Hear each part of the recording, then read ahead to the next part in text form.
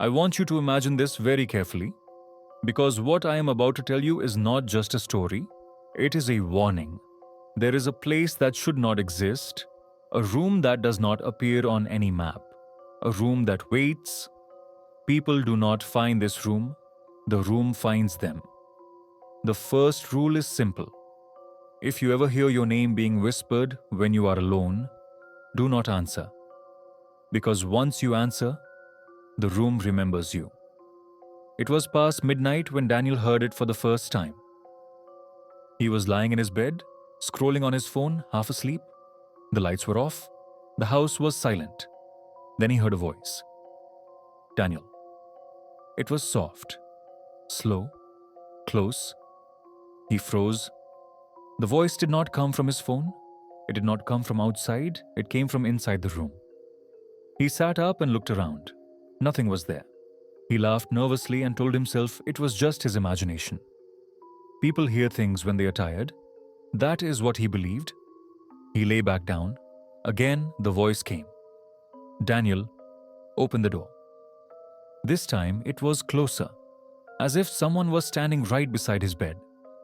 His heart started beating fast. He turned on the lamp. The room looked normal. Walls, door, window. But something felt wrong. The air felt heavy, like the room was holding its breath. Daniel stood up and walked to the door. His hand was shaking as he reached for the handle. He paused. The voice whispered again. I have been waiting. He opened the door, but there was no hallway. There was another room, a dark room, no lights, no windows, just one chair in the center. And something else. The smell.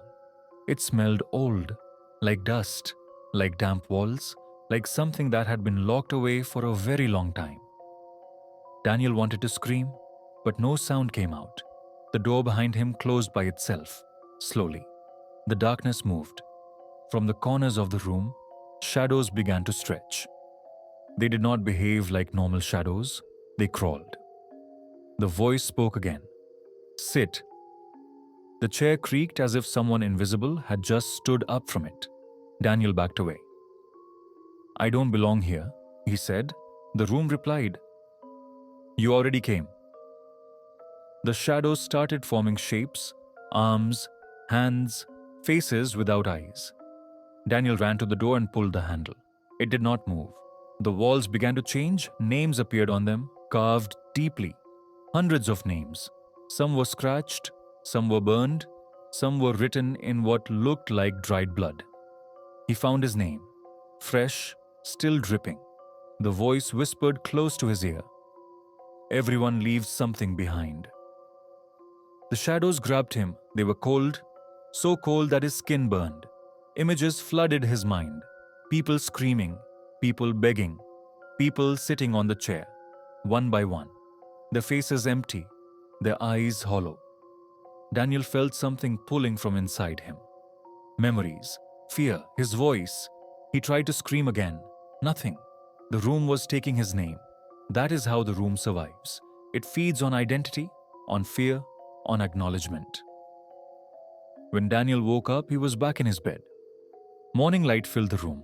Birds were chirping outside. Everything seemed normal, except one thing. His throat hurt. When his phone rang, he answered it. Hello? He said. Silence. Then a voice replied, What is your name? Daniel opened his mouth. Nothing came out. Days passed. Daniel stopped talking. He could not say his name. He could not recognize it when people said it. His reflection felt unfamiliar, like he was looking at someone else. At night, he would hear whispers from his closet, calling other names, new names. One evening, his friend asked him, Are you okay? Daniel looked at him and smiled. Behind his eyes, something else was watching. That night, another door appeared in the house, a door that was never there before. And somewhere far away, someone heard their name being whispered for the first time. So listen carefully. If you ever hear a voice calling your name when you are alone, do not answer. Do not open the door.